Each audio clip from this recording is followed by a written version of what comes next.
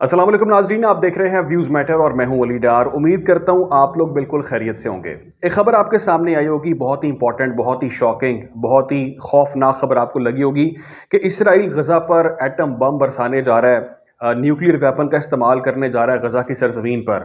میں آپ کو بتاتا ہوں کہ آخر ان کو یہ اعلان کرنے کی ضرورت کیوں پیش آئی ہے، کیوں انہوں نے یہ اعلان کیا ہے، اور یہ کس طرح سے غزہ کی فتح ہے، یہ کس طرح سے ایران کی فتح ہے، اسرائیل کس طرح سے ہار گیا ہے۔ میں آپ کو اس کی ریزن آج ٹیکنیکلی دینے جا رہا ہوں اور یہ بتانے جا رہا ہوں میں آپ کو کہ اسرائیل واقعی میں آج ہار گیا ہے۔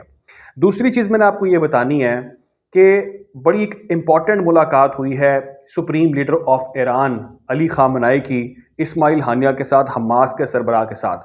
اس ملاقات کا مقصد کیا تھا، کیوں یہ ملاقات کی گئی، اور اس کی تصویر بھی جاری کی گئی۔ خبر کو تمام تر انٹرنیشنل میڈیا نے بہت رپورٹ کیا، اور اس کے پیچھے جو حقائق ہیں نا وہ آپ کے لیے بے حد جاننے ضروری ہیں۔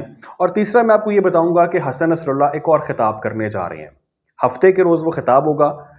کیوں وہ خطاب کرنے جا رہے ہیں، پہلے خطاب میں کیا تھا اور دوسرے خطاب میں کیا ڈیفرنٹ ہوگا، اور اس کے پیچھے ریزن کیا ہے خطاب کرنے کی، اس کی بھی میں نے آپ کو وجہ بتانی ہے۔ آپ کو تمام تر جو ڈاٹس ہے وہ خود ہی کنیکٹ ہو کے معاملہ سمجھ آ جائے گا۔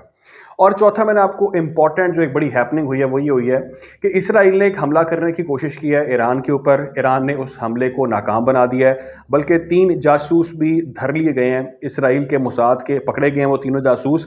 اس کی کیا کہانی ہے آپ کے سامنے وہ بھی رکھتا ہوں اور بتاتا ہوں کہ یہ جو صہیونی ہے وہ کس قدر مینٹل پریشر کا شکار ہیں، کہاں کہاں پر ان کو شکست ہوتی چلی جا رہی ہے۔ پہلی خبر کہ اسرائیلی وزیر ہیں، نیتن یاہو کی کابینہ کے وزیر ہیں، حکومت کا حصہ ہیں، وہ یہ اعلان کرتے ہیں کہ ہم نے ایک آپشن کنسیڈر کر لیا ہے، ہم ایک آپشن پر غور کر رہے ہیں کہ ہم غزہ پر ایٹم بم بھی برسا سکتے ہیں، نیوکلیر ویپن کا استعمال کر سکتے ہیں۔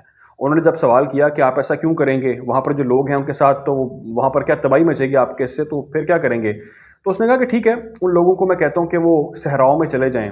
یہ وہی پلان ہے، یہ وہی ماسٹر پلان ہے جس کے پیچھے صہیونی کب سے لگے ہیں، اور وہ چاہتے ہیں کہ جو غزہ کے لوگ ہیں، جو فلسطینی ہیں، وہ یہ زمین چھوڑ دیں، یہاں سے بھاگ جائیں اور مصر کے اندر جا کر خیمہ بستی آباد کر لیں اور پناہ گزین کے طور پر شکست تسلیم کر کے یہاں سے چلے جائیں۔ ٹھیک ہے، تو اس پر میں نے آپ کو پہلے بھی ویلاگ میں تمام تر معاملہ سمجھایا تھا اور بتایا تھا کہ یہ ماسٹر پلان ہے اسرائیل کا امریکہ کے ساتھ مل کے، اور یہ وہ کرنا چاہتا ہے۔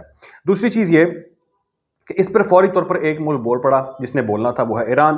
ایران نے کہا کہ دیکھے دنیا، اسرائیل دنیا کے لیے خطرہ بن چکا ہے، اسرائیل تھریٹ کر رہا ہے کہ اس کے پاس نیوکلیر ویپن ہے اور اس کا استعمال کرنے جا رہا ہے، اور جو ایٹم بم ہے وہ برسانے جا رہا ہے، دنیا اس کو دیکھے۔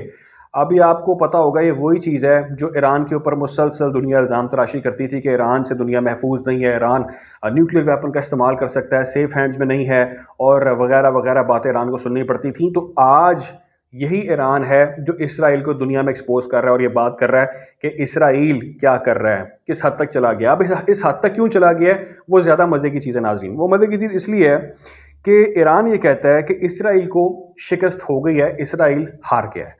اسرائیل کیسے ہار گیا ہے؟ اگر آپ اس چیز کو ڈیٹیل میں سٹڈی کر رہے ہیں یا آپ اس معاملے کو سمجھتے ہیں جو اس وقت غزہ کے اندر صورتحال چل رہی ہے، تو آپ کو تمام تر معاملہ سمجھ آ جائے گا۔ میری جن ڈیفنس اینالسٹ سے بات چیت ہوئی، میری جن صحافیوں سے بات چیت ہوئی جو غزہ میں موجود ہیں، فلسطین میں موجود ہیں، ان سے بات ہوتی ہے، اور جب ان سے رابطہ کسی نہ کسی سورس سے ہوتا ہے تو یہ پتہ چلتا ہے کہ وہاں پر جو سرنگیں ہیں حماس کی، وہ ان کے گلے کی ہڈی بن گئی ہیں، اور حماس جن سرنگوں کے ذریعے، حماس کے جنگجو جن سرنگوں کے ذریعے ان کو عبرت کا نشان بنا رہے ہیں، ان کی اب بس ہو گئی ہے۔ آپ کو یہ چیز اگر کسی آپ سابق آرمی کے بندے سے یا کسی ڈیفنس اینالسٹ سے اگر بات کریں تو ان کا کہنا یہ ہے کہ یہ جنگ 6 مہینے چلتی ہے، یہ جنگ 1 سال چلتی ہے یا کئی سال چلتی ہے، اس کے بارے میں کوئی علم نہیں ہے۔ لیکن حماس کے جنگجوؤں نے جو کچھ بھی کیا ہے ان کو پتا تھا کہ دنیا ان کی مدد اس طرح سے نہیں کرے گی، اور ان کو یہ جنگ اپنے آپ لڑنی ہے، اور اس کے لیے وہ ویل پریپریڈ ہیں، خوراک کے حساب سے بھی اور پلاننگ کے حساب سے بھی، اور وہاں پر وہ ٹینکوں کو نشانہ بنا رہے ہیں اسرائیل کے، اور اسرائیل کی وہاں پر ناظرین بس ہو چکی ہے، اور ان کو سمجھ نہیں آ رہا کہ کس طرح سے ان کو ٹیکل کرنا ہے۔ اگر اس جنگ میں حزب اللہ بھی کود پڑا تو کیا ہوگا، میں آپ کو بتاتا ہوں۔ پہلے ابھی تو حماس سے قابو نہیں آ رہا، تو حزب اللہ تو بہت بات کی بات ہے، اس کی بات ہم بعد میں کرتے ہیں۔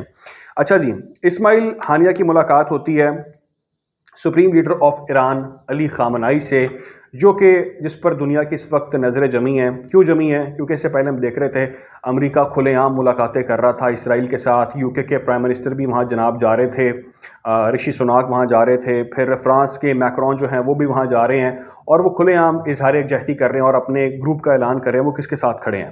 اب اگر آپ یہ چیز سمجھتے ہیں تو اسماعیل ہانیہ نے ایران کے سربراہ سے ملاقات کر کے یہ کلیئر میسج دے دیا کہ اگر آپ اس جنگ میں کودتے ہیں تو ہمارے پیچھے یہ ہمارا بیک اپ ہے, یہ ہمارے ساتھ کھڑے ہیں, ڈنکے کی چوٹ پہ کھڑے ہیں, ہم ان سے ملاقاتیں بھی کر رہے ہیں, اور ہم آپ کو واضح طور پہ اعلان کر رہے ہیں کہ اگر آپ نے کچھ ہینکی پھینکی کرنے کی مزید کوشش کی تو ہمارے ساتھ ایرانی طاقت ہے, ہم بھی آپ پر حملہ آور ہو جائیں گے. ابھی صرف آپ حماس سے نمٹ لیں, اور حماس سے نمٹنے کے بعد آپ حزب اللہ کو پہلے قابو کر لیں, اس کے بعد آپ ایران تک آئیے گا. تو آپ کو اس کی نوبت پیش آنی نہیں. اگر آپ کرتے ہیں استعمال نیوکلیر ویپن کا تو اس سے پہلے آپ کو یہ سوچنا ہوگا کہ یہاں سے آپ کے ساتھ کیا ہوگا, اور آپ بھی صفحہ ایسی سے مٹ جائیں گے. تیسری چیز, حسن نصر اللہ جو کہ سربراہ ہیں حزب اللہ کے, وہ بھی ایک خطاب اور کرنے جا رہے ہیں. اب ان کے جو خطاب ہیں نا ناظرین, یہ دشمن کو بڑے کھٹک رہے ہیں, ان کو بڑی پرابلم کریٹ کر رہے ہیں کہ آخر یہ بندہ چاہتا کیا ہے بھائی, یہ کر کیا رہا ہے. پہلے خطاب میں اس نے واضح طور پہ کہا کہ جنگ بالکل ہم کر سکتے ہیں, ہم جنگ کے اندر باقاعدہ طور پہ شامل بھی ہو چکے ہیں, لیکن آپ کی حیثیت ایک مکڑی کے جالے جیسی ہے. اب دشمن یہ سوچ رہا ہے کہ یہ بندہ کسی وقت بھی حملہ آور ہو سکتا ہے. ایک طرف ہمیں اپنے خطاب پہ لگا دیا ہے, ایک خطاب کیا اور ہماری فوجیں ہائی الرٹ, ہر طرف سائرن بج رہے ہیں, بڑا محاذ بنا ہوا ہے, کبھی اناؤنس کریں گے اور ساتھ ہی حملہ ہو جائے گا. ایسا نہیں ہوا. جس نے حملہ کرنا ہے اس نے آپ کو بتا کر حملہ نہیں کرنا. اگر آپ کو لگتا ہے کہ یہ کیا بات ہوئی, حزب اللہ آیا اور اس نے کوئی اعلان نہیں کیا اور چپ چاپ چلے گئے, یہ بھی روایتی بیان داغ رہے ہیں, تو ایسی بات نہیں ہے. جو حماس نے 7 اکتوبر کو کیا تھا وہ کسی کو بتا کر نہیں کیا تھا, وہ صرف حماس ایک چھوٹی سی ایک ملٹری ایک گروپ ہے آپ کہہ لیں, یا کہہ لیں کہ فریڈم فائٹرز ہیں. یہ وہ لوگ ہیں جو ریزسٹنس ہیں, اپنی مدد آپ کے تحت انہوں نے اتنا بڑا تگنی کا ناچ نچایا جو کہ آج تاریخ کا حصہ بن چکا, لوگوں کو ہمیشہ یاد رہے گا, امر ہو گیا. تو جب حزب اللہ کچھ کرے گا تو آپ کو لگتا ہے کہ جو 7 اکتوبر کو کیا تھا اس سے بڑا سرپرائز بالکل ہوگا. آپ صحیح سوچ رہے ہیں. تو آپ صرف ویٹ کریں کہ سیٹرڈے کے خطاب تو انہوں نے اناؤنس کر دیا نا, اصل میں کیا کھچڑی پک رہی ہے, وہ سب سے زیادہ تکلیف دے رہی ہے اسرائیل کو, اور وہ اس حد تک مایوس ہو چکا ہے, وہ اس حد تک وہ ہار چکا ہے ذہنی طور پر کہ اب وہ ایٹم بم تک پہنچ گیا ہے. آپ روز اتنے لوگ وہاں پہ شہید کر رہے ہیں, بچے, عورتیں, پھر بھی آپ کو چین نہیں آ رہا. کیوں؟ کیونکہ آپ کو پتہ ہے کہ آپ کو شکست ہو چکی ہے. وہ لوگ نہیں ہار مان رہے, وہ ہار نہیں مانیں گے. اچھا جی, لاسٹلی ایک اور خبر وہ یہ ہے کہ ایران کی انٹیلیجنس نے افغان حکومت کے ساتھ مل کر جو اسرائیل کے موساد کے خفیہ ایجنسی کے لوگ ہیں ان کو پکڑ دیا. یہ 3 موساد کے جاسوس پکڑے گئے ہیں پہاڑی علاقوں کے اندر. یہ پہاڑی علاقے ہیں ایران اور افغانستان کے درمیان, اور ایرانین انٹیلیجنس بیسڈ آپریشن کے اندر ان کو حراست میں لیا گیا ہے. اور ناظرین یہ کیا کر رہے تھے, یہ پلان کر رہے تھے ایران پر ڈرون حملہ کرنے کی, ڈرون اٹیکس کے پلان ان کی جانب سے کیے جا رہے تھے. اور میں آپ کو یہی بات بتا رہا ہوں کہ اسرائیل کی آپ پریشانی کا اندازہ اس حد تک لگا سکتے ہیں کہ وہ صرف ہر محاذ پر انگلی کرنے کی کوشش کر رہا ہے اور وہاں پر اس کو ہزیمت کا سامنا کرنا پڑا ہے. اب یہ 3 جاسوس جو پکڑے گئے ہیں اسرائیل کے, وہ ڈیفینیٹلی اس کو اب ایران کیش کروائے گا. ان کے ساتھ کیا کرے گا وہ تو پتہ ساروں کو, لیکن اب یہ دیکھیں کہ ان کے ساتھ ایک اور جو ہے وہ محاذ کھول رہے ہیں ایران کے ساتھ, اور وہ ان کو ڈیفینیٹلی وہاں پر ایک اور شکست کا سامنا کرنا پڑنا ہے.